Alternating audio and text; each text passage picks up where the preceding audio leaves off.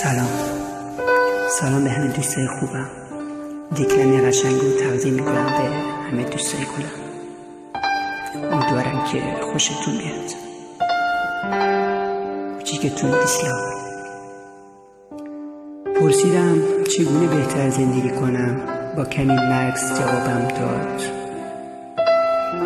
گذشته از را بدون هیچ تأسفی بپذیر، با اعتماد زمان حالت را بگذار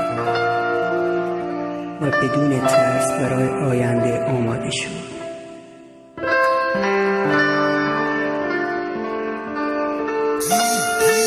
ایمان را نگه دار و ترس را به گوشه انداز. شک‌هایت را باور نکن و هیچگاه به باورهایت شک نکن.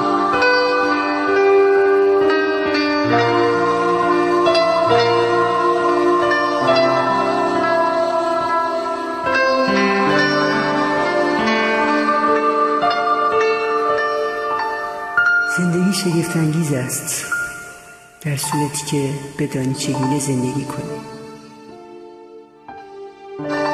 مهم این نیست که قشنگ باشی، قشنگ اینه که مهم باشی، حتی واسه یه نفر.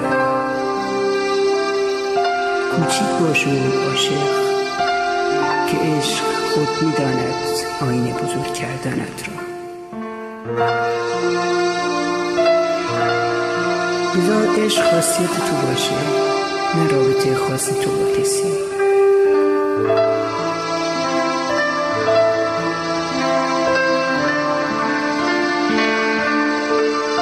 موفقیت پیشرفتنه، نه به نقطه پایان رسیدن. دو چیز رو از هم جدا کن: عشق، دومی هوس. اولی مقدسه، دومی شیطانی. اولی تو رو به پاکی میبره و دومی به پلیدی. چشم و زبان دو سلاح بزرگ نزدند. چگونه از آن استفاده کنی؟ مانند تیر زهرآلود، آفتابی که کوتاه.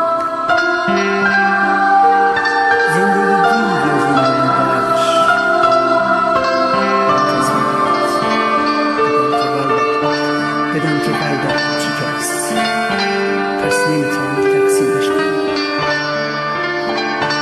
هر وقت خواستی این را ببخشی، با تمام وجودت ببخش که کوچیکش جبران شود. هیچگاه عشق را با محبت دلسوزی در گم و دوست داشتن نکنی. همه این لحظه کوچیکتر عشق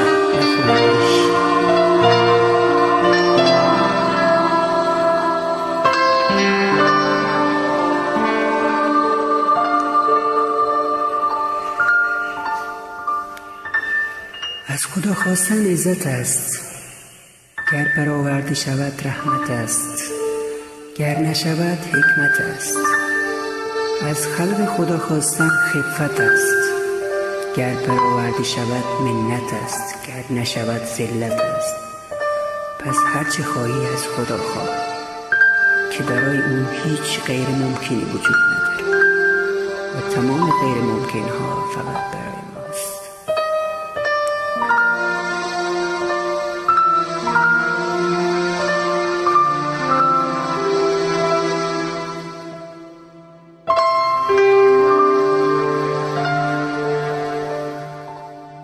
ممنون از همه دوست خوبم. ببخشید اگه به قشنگی نگاهتون نبود.